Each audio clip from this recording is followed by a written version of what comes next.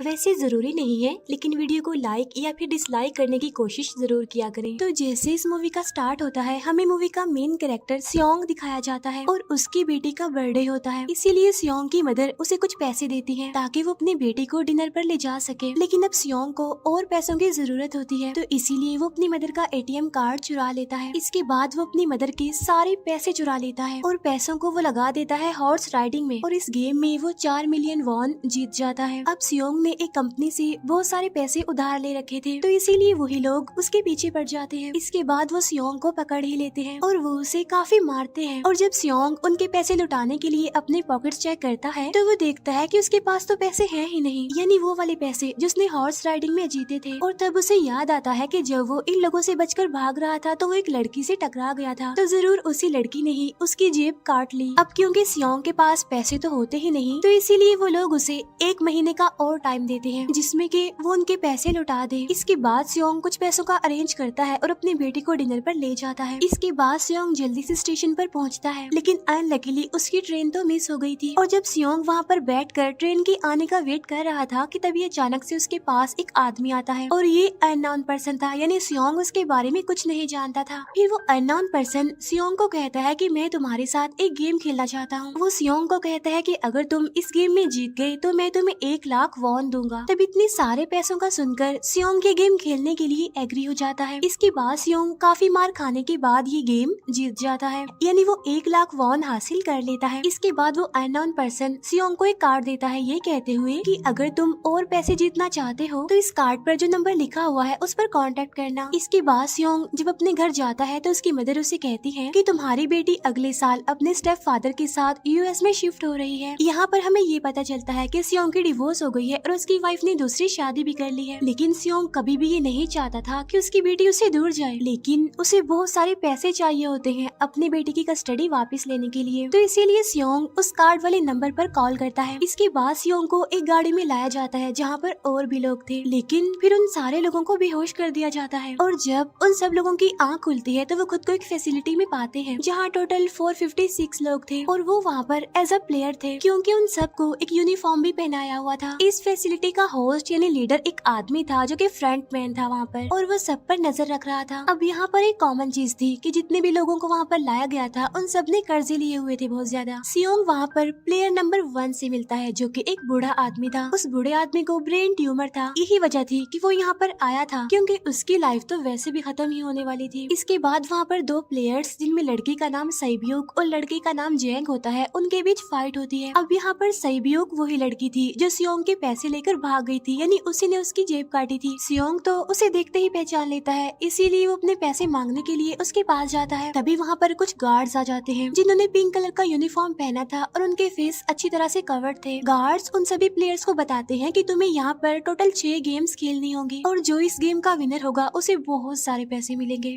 इसके बाद उन सबसे एक कॉन्ट्रैक्ट पर साइन करवाया जाता है और इस कॉन्ट्रैक्ट के 3 मेन रूल्स थे। पहला रूल ये कि कोई भी प्लेयर अपनी मर्जी से गेम को छोड़कर नहीं जा सकता। दूसरा रूल ये होता है कि जो भी प्लेयर खेलने से मना करेगा तो उस प्लेयर को एलिमिनेट कर दिया जाएगा, और उनके मुताबिक एलिमिनेट का मतलब क्या था ये तो हम आगे ही जानेंगे। गेम का तीसरा रूल ये था कि अगर मेजोरिटी इस गेम को खेलना नहीं चाहती तो वो इस गेम को छोड़कर जा सकते हैं। इसके बाद उन सबको गेम के लिए ले जाया जाता है। अब यहाँ पर सियोंग अपने क्लासमेट सेंगवू से भी मिलता है जो कि उसे बचपन से जानता था। सियोंग उसे वहाँ पर देखकर काफी हैरान होता है क्योंकि वो तो किसी बिजनेस के लिए आउट ऑफ कंट्री चला गया था। अब पहले गेम के लिए वहाँ पर एक काफी बड़ी डॉल थी और इस गेम का रूल काफी सिंपल था, और वो ये था कि डॉल जब भी गाना गाएगी उन सबको आगे बढ़ना है, और जैसे ही वो गाना गाना बंद करेगी तो उन सबको रुक जाना है और मूव नहीं करना है, और अगर कोई हिल गया तो उसे एलिमिनेट कर दिया जाएगा। अब स्टार्टिंग में तो ये सब कुछ उन्हें किसी प्रैंक की तरह लग रहा था, लेकिन जब एक लड़का हिल जाता है तो उसे शूट करके मार दिया जाता है, और यही होता है एलिमिनेट का मतलब, यानी उन्हें मार दिया जाएगा। अब ये देखकर वो सारे लोग काफी घबरा जाते हैं और उन्हें पता चल चुका था कि वो खतरे में है, इसीलिए लोग डरते हुए पैनिक करते हुए इधर उधर भागने लगते हैं। लेकिन अब क्योंकि गेम का रूल था इसीलिए जो भी हिलता है उसे मार दिया जाता है और जितने भी सर्वाइवर होते हैं वो किसी न किसी तरह इस गेम को कंप्लीट कर ही लेते हैं। लेकिन जो लोग मर जाते हैं उनकी डेड बॉडीज को वहाँ से ले जाया जाता है और अब 456 प्लेयर्स में से सिर्फ 255 ही रह गए थे। अब क्योंकि वो सारे प्लेयर्स इतना ज्यादा डर जाते हैं कि अब कोई भी गेम खेलना नहीं चाहता था। लेकिन जैसा कि रूल नंबर 3 था कि अगर मेजोरिटी चाहे तो वो ये गेम स्किप कर सकती है, तो इसीलिए उनका लीडर यानी फ्रंटमैन वोटिंग करवाता है। लेकिन इससे पहले उन्हें प्राइज मनी दिखाई जाती है यानी जो विनर को मिलेगी। लेकिन इन केस अगर कोई गेम को छोड़कर चला जाएगा तो ये सारे पैसे मरे हुए प्लेयर्स की फैमिलीज को मिल जाएंगे और ये prize money total 45 billion won होती है। इसके बाद वोटिंग करवाई जाती है जिसमें मेजोरिटी इस गेम को खेलना नहीं चाहती थी, तो इसीलिए गेम को यहीं पर स्टॉप कर दिया जाता है। लेकिन अगर कभी फ्यूचर में वो लोग चाहें तो इस गेम को रीज्वाइन कर सकते हैं। इसके बाद सभी लोगों को उनके घरों पर छोड़ दिया जाता है। नेक्स्ट डे सियोंग पुलिस स्टेशन जाता है और वहाँ पर वो पुलिस को सारी बात बता देता है। लेकिन उन लोगों को सियोंग की बातों पर यकीन नहीं होता और उल्टा वो लोग उसे पागल समझने लग जाते हैं। इसके बाद सियोंग उन्हें वही वाला कार्ड दिखाता है, लेकिन हैरान कर देने वाली बात तो ये है कि उस पर जो नंबर था वो रॉन्ग था। इसके बाद सियोंग जब घर जाता है तो उसकी मदर वहाँ पर नहीं होती। उधर सियोंग का क्लासमेट सेंगवू अपनी मदर को छुपकर देख रहा होता है और तभी वहाँ पर सियोंग भी आ जाता है। यहाँ पर सेंगवू अपसेट होते हुए सियोंग को बताता है कि मेरे ऊपर 6 बिलियन का कर्ज है। वो बताता है कि मैंने क्लाइंट्स के पैसे लेकर स्टॉक मार्जिन में लगा दिए थे, लेकिन अनलकीली वो सारे पैसे डूब गए। और तभी सियोंग के पास हॉस्पिटल से कॉल आती है। सियोंग की मदर का पाँव काफी इंजर्ड था, लेकिन डायबिटीज का ट्रीटमेंट ना होने की वजह से उनकी चोट और ज्यादा बढ़ गई। तब डॉक्टर सियोंग को बताते हैं कि तुम्हारी मदर का ट्रीटमेंट हो सकता है, लेकिन इसके लिए हमें इनका पाँव काटना होगा। लेकिन इस ऑपरेशन में बहुत सारे पैसे लगने वाले थे। लेकिन जाहिर सी बात है सियोंग के पास इतने पैसे तो होते नहीं। इवन उसने तो अपनी मदर के इंश्योरेंस के पैसे भी उड़ा दिए थे। तब इसीलिए सियोंग पैसे मांगने के लिए अपनी वाइफ के पास जाता है, लेकिन उसकी वाइफ उसे पैसे देने से इनकार कर देती है। फिर उसकी वाइफ अपने हस्बैंड को बताती है कि सियोंग आया था पैसे मांगने के लिए और तभी उसका हस्बैंड सियोंग को पैसे देने आता है। साथ साथ उसे ये भी कहता है कि मेरी फैमिली से दूर रहो। लेकिन सियोंग उसे मारने लगता है और तभी उसकी बेटी भी वहाँ पर आ जाती है। इसके बाद सियोंग का एक फ्रेंड अपने बॉस के पास पैसे मांगने जाता है, लेकिन उसका बॉस उसे पैसे देने से मना कर देता है, तो इसीलिए उन दोनों के बीच फाइट होने लगती है। इस फाइट के दौरान उसके बॉस का हाथ मशीन में आ जाता है, तो मौके का फायदा उठाकर सियोंग का फ्रेंड पैसे लेकर वहाँ से भाग जाता है। फिर इसके बाद सियोंग का फ्रेंड अपने घर आकर अपनी वाइफ को कहता है कि पहली फ्लाइट लो और जाओ यहाँ से। इसके बाद सईब्यूक एक एजेंट से मिलती है क्योंकि उसने अपनी मदर को नॉर्थ एरिया से साउथ एरिया में लाना था। सईब्यूक वही लड़की जिसने सियोंग की जेब काटी थी, लेकिन यहाँ अपनी मदर को लाने के लिए सईब्यूक को बहुत सारे पैसों की जरूरत थी। अब सईब्यूक का एक छोटा भाई भी होता है जिससे उसने प्रॉमिस किया होता है कि मैं मदर को जरूर ले आऊंगी। इसके बाद हमें एक ऑफिसर दिखाया जाता है और इस ऑफिसर का भाई कुछ टाइम से मिसिंग था, इसीलिए वो ऑफिसर अपने भाई के घर जाता है, जहाँ उसे पता चलता है कि उसका भाई तो पिछले कुछ दिनों से अपने घर पर भी नहीं आया। और जब वो ऑफिसर घर को चेक कर रहा होता है तो उसे एक कार्ड मिलता है वहाँ पर, और इस ऑफिसर ने सेम ऐसा ही कार्ड पुलिस स्टेशन में सियोंग के पास भी देखा था, तो इसीलिए वो ऑफिसर सियोंग के पास जाकर उससे इस बारे में पूछता है, लेकिन सियोंग उसे कुछ नहीं बताता। इसके बाद सियोंग जब अपने घर जाता है तो उसे वो कार्ड दोबारा मिल जाता है वहाँ पर। अब सियोंग डिसाइड करता है कि वो दोबारा से उस गेम को ज्वाइन करेगा, इसीलिए सभी प्लेयर्स को एक शिप के पास ले जाया जाता है। इधर ही वो ऑफिसर भी गाड़ियों का पीछा करते हुए उस शिप तक आ जाता है। वो एक गार्ड को मारकर उसे पानी में फेंक देता है। इसके बाद उन सभी प्लेयर्स को एक आइलैंड पर मौजूद फैसिलिटी में लाया जाता है। अब यहाँ पर उन्हें जरा भी अंदाजा नहीं था कि अगला गेम कौन सा होगा और उसे कैसे खेला जाएगा। इसके बाद वो लोग अपनी अलग अलग टीम्स बना लेते हैं। रात को सईब्यूक और उसकी फीमेल फ्रेंड वॉशरूम जाते हैं। यहाँ पर सईब्यूक गार्ड्स की नजरों से बचते हुए उस फैसिलिटी को एक्सप्लोर करने लगती है। तभी वो देखती है कि गार्ड्स बड़े बड़े बर्तनों में कुछ बना रहे हैं,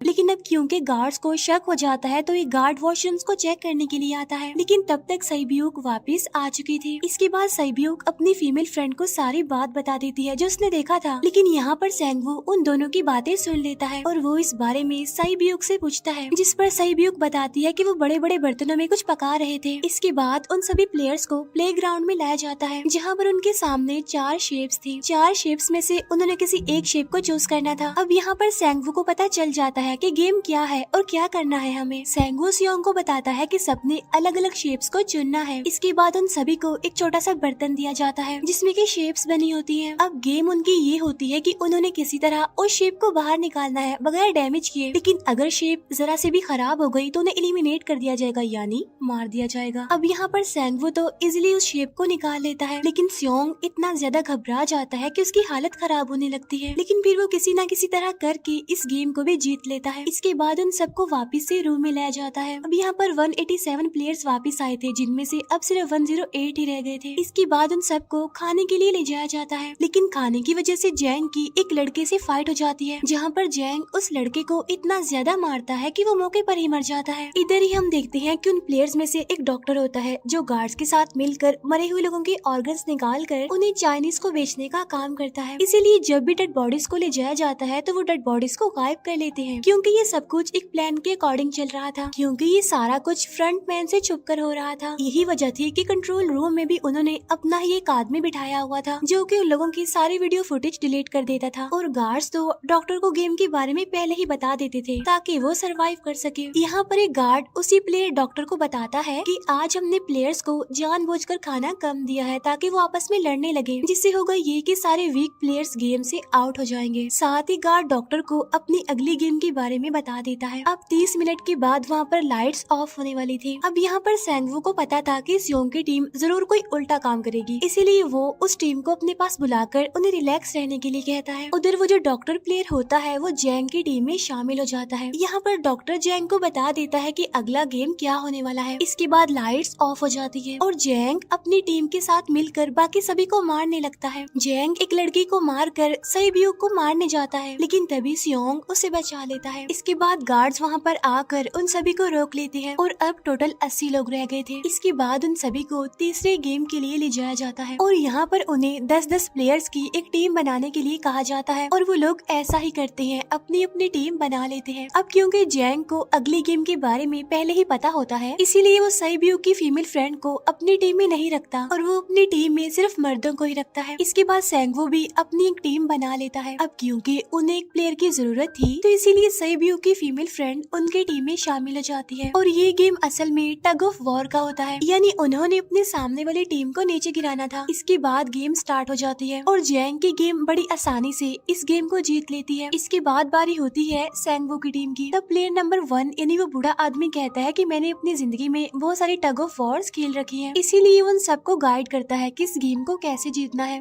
तो इसीलिए वो लोग किसी न किसी तरह करके इस गेम को जीत जाते हैं। फिर दिखाया जाता है कि 30 मिनट के बाद दोबारा से लाइट्स ऑफ हो जाएंगी, जिस पर सेंगवू उन सबको कहता है कि रेडी रहना। तो इसीलिए वो डिसाइड करते हैं कि एक एक करके हम पहरा देंगे। अब जैंग की टीम में एक से बढ़कर एक चालाक प्लेयर था, तो इसीलिए जैंग को डर होता है कि कहीं उसकी टीम उसे ही साइड पर न लगा दे, यानी उसे ही अपने रास्ते से न हटा दे। दूसरी तरफ डॉक्टर और गार्ड्स मिलकर डेड बॉडी की ऑर्गन्स निकाल रहे होते हैं और इन ऑर्गन्स को डिलीवर करने जाना था गार्ड नंबर 28 एंड 29। तब वो सभी एक डेड बॉडी के बारे में बातें करने लगती हैं जिसकी सिर्फ एक किडनी थी और वो उसे ज़ॉम्बी कह रहे थे। अब यहाँ पर जो गार्ड नंबर 29 था, यानी जिसने वो ऑर्गन्स डिलीवर करने जाने थे, वो कोई और नहीं बल्कि वो ऑफिसर था जो गार्ड के बेस में वहाँ पर आया था। और ये सब बातें सुनकर उसे शक होता है कि शायद ये लोग मेरे भाई की बात कर रहे हैं, क्योंकि उसकी भी एक ही किडनी थी। इसके बाद नंबर 28 और 29 यानी वो ऑफिसर ऑर्गन्स को डिलीवर करने के लिए चले जाते हैं। रास्ते में वो ऑफिसर नोटिस करता है कि टनल में तो बॉम्ब लगा हुआ है। तब नंबर 28 उसे बताता है कि जब हम यहाँ से बाहर निकलेंगे तो इस जगह को ब्लास्ट कर दिया जाएगा। अब यहाँ पर वो ऑफिसर नंबर 28 से और इन्फॉर्मेशन लेने की कोशिश करता है, इसीलिए नंबर 28 को उस पर डाउट होने लगता है, इसीलिए वो उस ऑफिसर को अपना फेस दिखाने के लिए कहता है। अब यहाँ पर वो ऑफिसर अपना फेस भी दिखा देता है, साथ साथ वो नंबर 28 पर गन पॉइंट भी कर देता है। साथ साथ वो ऑफिसर उससे एक किडनी वाले आदमी के बारे में पूछता है कि वो कौन है जिसे तुम ज़ॉम्बी कहते थे, जिस पर वो नंबर 28 उससे कहता है कि वो तो एक लड़की थी। अब यहाँ पर नंबर 28 उस ऑफिसर को कहता है कि तुम लीडर के रूम में जाकर सारी इन्फॉर्मेशन देख सकते हो, वहाँ पर सबका डाटा है। ये जानने के बाद वो ऑफिसर नंबर 28 को मार डालता है। उधर वो डॉक्टर गार्ड से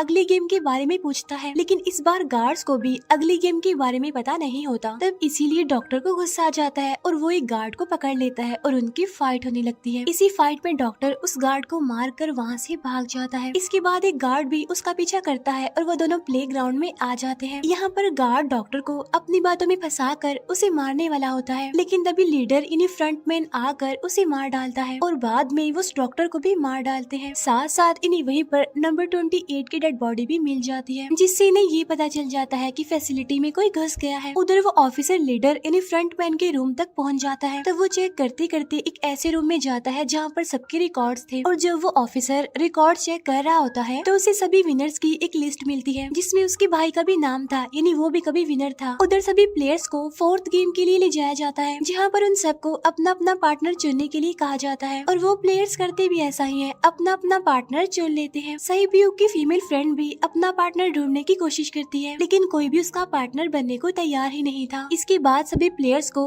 10-10 मार्बल्स दिए जाते हैं। असल में ये गेम ऐसी होती है कि एक प्लेयर को अपने पार्टनर से सारे मार्बल्स लेने होते हैं बगैर कोई जोर जबरदस्ती किए, और जो दूसरा पर्सन होगा यानी जिसके पास मार्बल्स नहीं होंगे उसे मार दिया जाएगा। फिर सैंगवू और सियोंग का फ्रेंड ऑड और इवन का गेम खेलते हैं, जिसमें कि उन्होंने गेस करना था कि सामने वाले के हाथ में कितने मार्बल्स हैं। अब यहाँ पर सियोंग का फ्रेंड सैंगवू के सारे मार्बल्स जीत जाता है, जिसकी वजह से लास्ट में सैंगवू के पास सिर्फ एक ही मार्बल बचता है। अब क्योंकि सैंगवू को पता चल चुका था कि अब वो बच नहीं पाएगा, इसीलिए वो सियोंग के फ्रेंड को अपनी बातों में फंसा कर उसे ये यकीन दिलाता है कि अगर हम में से कोई भी हार गया तो हारे हुए लोगों का मैच दोबारा करवाया जाएगा। अब यहाँ पर सैंगवू धोखे से सियोंग के फ्रेंड के सारे मार्बल्स चेंज कर देता है। इसके बाद सैंगवू मार्बल्स लेकर गार्ड को दे देता है और वहाँ से बाहर चला जाता है, और जब सियोंग का फ्रेंड मार्बल्स चेक करता है तो वहाँ पर पत्थर होते हैं। उधर प्लेयर नंबर 1 यानी उस बूढ़े आदमी की हालत खराब हो रही थी, इसीलिए वो तो इधर उधर घूम रहा था, लेकिन सियोंग किसी तरह उसे खेलने के लिए एग्री कर लेता है। अब यहाँ पर वो दोनों यानी वो बूढ़ा आदमी और सियोंग भी इवन आउट खेलते हैं। अब इनमें से वो बूढ़ा आदमी सियोंग के सारे मार्बल्स जीत जाता है, लेकिन लास्ट राउंड में वो बूढ़ा आदमी भूल जाता है कि उसने क्या चूज किया था। तो यहाँ पर सियोंग उसे बातों में फंसा कर उसके सारे मार्बल्स ले लेता है, लेकिन यकीन मानिए कि वो बूढ़ा आदमी काफी चालाक था। उसने एक मार्बल अपने पास ही रखा हुआ था और वो दोबारा से इधर उधर घूमने लगता है। अब यहाँ पर सियोंग उसे रिक्वेस्ट करता है कि प्लीज मेरे साथ एक और गेम खेलो ना। तब यहाँ पर वो बूढ़ा आदमी कहता है कि मुझे पता है कि तुमने सारे मार्बल्स धोखे से लिए हैं मुझसे। वो कहता है कि मुझे सब पता था, बस मैं पागल बनने की एक्टिंग कर रहा था। तभी सुनकर सियोंग को उस पर तरस आ जाता है और वो उसे ही सारे मार्बल्स दे देता है। उसके बाद सहीब्यूक और उसकी फीमेल फ्रेंड भी गेम खेल रहे होते हैं। उनकी गेम ये होती है कि जो मार्बल्स को दीवार के ज्यादा करीब फेंकेगा वही जीतेगा। पहले सहीब्यूक अपने मार्बल्स फेंकती है, लेकिन जब सहीब्यूक की फ्रेंड की बारी आती है तो वो अपने सारे मार्बल्स फेंक देती है। लेकिन जब सहीब्यूक ये देख लेती है तो वो अपने फ्रेंड को दोबारा फेंकने के लिए कहती है, जिस पर उसकी फ्रेंड कहती है कि नहीं सहीब्यूक, मैं बिल्कुल अकेली हूँ, मेरे पीछे तो कोई भी नहीं है, लेकिन अगर तुम्हें कुछ हो गया तो ये अच्छी बात नहीं है, तुम्हारे पीछे तुम्हारा छोटा भाई है, तुम्हारा वेट कर रहा है वो। और इसी वजह से सहीब्यूक की फ्रेंड को मार दिया जाता है। इसके बाद उन सबकी डेड बॉडीज को वहाँ से ले जाया जाता है। इसके बाद वो सब वापिस से रूम में आ जाते हैं। यहाँ पर जैंग देखता है कि सहीब्यूक की वो वाली फ्रेंड तो अभी तक जिंदा है, जो कि बड़ी आराम से बैठी हुई थी। अब यहाँ पर हमें पता चलता है कि सहीब्यूक की ये वाली फ्रेंड जैंग की भी फ्रेंड थी, लेकिन अब क्योंकि उन दोनों के बीच किसी बात को लेकर क्लैश चल रहा था तो इसीलिए जैंग की वो फ्रेंड उसे बुली करने लगती है। इसके बाद फ्रंटमैन को एक डेड बॉडी के पास उस ऑफिसर का आईडी कार्ड मिल जाता है। तभी फ्रंटमैन को पता चलता है कि उसके सारे वीआईपीज आ चुके हैं, तो इसीलिए फ्रंटमैन उन्हें लेने के लिए चला जाता है। फिर सारे वीआईपीज को उनके रूम में लाया जाता है। इसके बाद फ्रंटमैन वीआईपीज के आने के बारे में एक और आदमी को जाकर बताता है, और यही आदमी मेन होता है। और ये कौन होता है हम ये आगे जानेंगे। फिर नेक्स्ट डे उन सबको 5वें गेम के लिए लाया जाता है, जहाँ पर 1 से लेकर 16 तक नंबर पड़े होते हैं, और वो सभी प्लेयर्स अपना अपना नंबर ले लेते हैं। नंबर का मतलब ये था कि जो नंबर भी एक प्लेयर पर आएगा उसके मुताबिक उसकी बारी आएगी। अब यहाँ पर लास्ट में पहला और आखिरी नंबर रह जाता है, यानी 1 और 16। तो यहाँ पर सियोंग कंफ्यूज हो जाता है कि उसे कौन सा नंबर चूज करना चाहिए। अगर उसने पहला नंबर लिया तो वो फंसेगा और मरेगा, क्योंकि उसे नहीं पता कि गेम क्या है। और अगर लास्ट नंबर लेगा तो क्या पता उसकी बारी ही ना आए, टाइम कम रह जाए। और तभी वहाँ पर एक आदमी आ जाता है और वो सियोंग को कहता है कि मुझे पहला नंबर चाहिए, क्योंकि मैं अपनी जिंदगी में कभी भी फर्स्ट नंबर पर नहीं आया। फिर इसके बाद उन्हें गेमिंग रूम में लाया जाता है। अब इस गेम का रूल ये होता है कि दिए हुए टाइम में उन्हें ब्रिज की दूसरी साइड पर जाना है। अब इसके बीच में दो तरह के ग्लास लगे होते हैं, एक तो होता है आम ग्लास और एक होता है टेम्पर्ड ग्लास। आम ग्लास पर पाँव रखते ही वो टूट जाएगा और वो लोग नीचे गिर जाएंगे। इसके बाद गेम स्टार्ट हो जाता है और वो लोग एक एक करके मरने लगते हैं। फिर एक टाइम ऐसा आता है जब जैंग सबके सामने होता है और वो आगे ही नहीं बढ़ रहा होता। अब उनके पास एक ही रास्ता था, या तो वो आगे जाए या सारे ही मर जाएं। और तभी जैंग के सामने उसकी वही फ्रेंड आ जाती है जो उसे बुली कर रही थी, और वो जैंग को कहती है कि मैंने तुम्हें कहा था कि जिस दिन तुमने मुझे धोखा दिया मैं तुम्हें मार दूंगी। इसके बाद वो जैंग को पकड़ लेती है और उसे लेकर नीचे कूद जाती है, जिसकी वजह से उन दोनों की मौत हो जाती है। अब वहाँ पर एक आदमी था जो कि ग्लास कंपनी में काम करता था और उसे पता था कि टेम्पर्ड ग्लास कौन सा है, लेकिन जब फ्रंट मैन को इस बात का पता चल जाता है तो वो लाइट्स ऑफ करवा देता है ताकि वो ग्लास को पहचान ही ना पाए। अब लास्ट में एक ही स्टेप बचता है और उनके पास तो टाइम ही नहीं था, इसीलिए सेंगवू उस आदमी को धक्का दे देता है। तो यहाँ पर सेंगवू, सियोंग और सैब्यूक ब्रिज को पार कर लेते हैं, लेकिन ग्लास टूटने की वजह से उन्हें काफी चोट लग जाती है, खास तौर पर सैब्यूक को। उधर उस ऑफिसर ने एक सर्वेंट को मारकर उसकी जगह खुद ले ली थी। अब एक वीआईपी को उस ऑफिसर पर शक होता है और वो उसे कहता है कि अपना मास्क रिमूव करो, लेकिन वो ऑफिसर कहता है कि ठीक है, लेकिन मैं अंदर जाकर अपना मास्क रिमूव करूंगा। इसके बाद वो ऑफिसर उस वीआईपी को लेकर अंदर चला जाता है। अंदर जाकर वो ऑफिसर उस वीआईपी को बेहोश कर देता है और इस बात का पता फ्रंट मैन को चल जाता है, इसीलिए फ्रंट मैन उसके पीछे जाता है और वो उस ऑफिसर को देख लेता है, इसीलिए वो ऑफिसर वहाँ से भागकर आइलैंड पर आ जाता है। फ्रंट मैन भी उसका पीछा करते हुए वहाँ पर आ जाता है। अब यहाँ पर वो ऑफिसर अपने सीनियर्स को कॉल करने की कोशिश करता है, लेकिन कॉल कट हो जाती है। फिर वो ऑफिसर उन्हें सारे सबूत भेजता है, लेकिन वहाँ पर नेटवर्क नहीं था। इसके बाद फ्रंट मैन ऑफिसर को पकड़ लेता है और उसे उनके साथ चलने के लिए कहता है, लेकिन वो ऑफिसर तो उस फ्रंट मैन पर गोली चला देता है। इसके बाद फ्रंट मैन अपना मास्क उतार देता है, तो वो ऑफिसर देखता है कि वहाँ पर कोई और नहीं बल्कि उसका अपना भाई है वो। इसके बाद ऑफिसर का भाई यानी फ्रंट मैन उसे शूट कर देता है और वो जाकर पानी में गिरता है। उधर ग्लास लगने की वजह से सैब्यूक काफी इंजर्ड हो गई थी और उसका बहुत सारा खून भी बह रहा होता है। इसके बाद तीनों सर्वाइवर्स को डिनर के लिए ले जाया जाता है और उनके पास एक एक नाइफ भी रख दिया जाता है, मतलब रात में उन तीनों में से कोई भी एक दूसरे को मार देगा। तभी सियोंग नोटिस करता है कि सैब्यूक की हालत काफी खराब है, इसीलिए वो सैब्यूक को कहता है कि फिक्र मत करो, हम दोनों साथ हैं और इस गेम में हम दोनों मिलकर सेंगवू को हरा देंगे। इसके बाद हम दोनों यहाँ से बाहर निकल जाएंगे और पैसों को आधा आधा डिवाइड कर लेंगे। सैब्यूक उसे बताती है कि मेरा एक छोटा भाई है जिसे मैं ऑर्फनेज में छोड़कर आई हूँ, और अगर हम दोनों में से कोई भी जिंदा बचकर बाहर जाएगा तो उसे उन दोनों की फैमिलीज का ख्याल रखना होगा। अब सैब्यूक की हालत काफी खराब थी, उसे डॉक्टर की जरूरत थी, इसीलिए सियोंग कोई मदद लाने के लिए जाता है, लेकिन जब तक वो वापस आता है तब तक सेंगवू सैब्यूक को मार चुका था। फिर नेक्स्ट डे उन दोनों को गेम नंबर 6 यानी लास्ट गेम के लिए ले जाया जाता है। गेम का रूल बड़ा ही सिंपल था कि मार दो या मर जाओ, और इस गेम का नाम होता है स्क्विड गेम। इसके बाद गेम स्टार्ट हो जाती है और उन दोनों के बीच काफी फाइट होती है, लेकिन लास्ट में सेंगवू की हालत खराब होने लगती है। तभी सियोंग कहता है कि मैं इस गेम को रोकना चाहता हूँ, और तभी सियोंग सेंगवू को उसके साथ चलने के लिए कहता है, लेकिन सेंगवू तो अपने आप को ही मार डालता है, जिसकी वजह से सियोंग गेम जीत जाता है। फिर फ्रंट मैन सियोंग को कहता है कि तुम बहुत अच्छा खेले, लेकिन मुझे इसकी उम्मीद नहीं थी। इसके बाद सियोंग को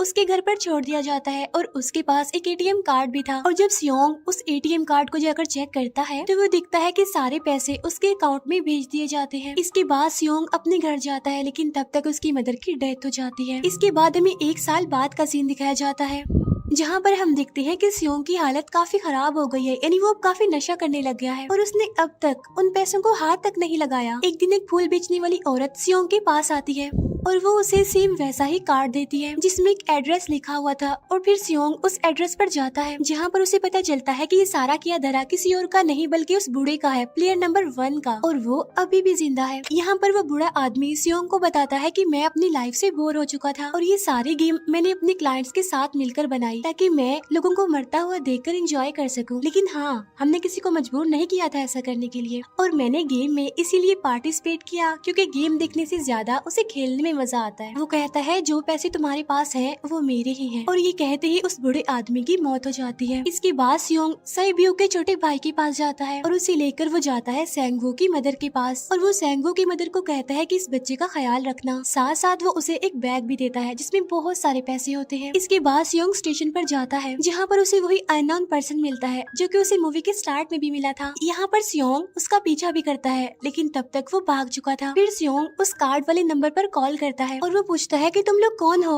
और लोगों के साथ ऐसा क्यों कर रही हो, क्यों खेल रही हो लोगों की जिंदगी से। लेकिन आगे से उसे रिस्पॉन्स आता है कि सियोंग, अगर तुमने जिंदा बचना है तो प्लेन में चढ़ जाओ। और इसी के साथ ये मूवी यहीं पर एंड हो जाती है। Thank you for watching.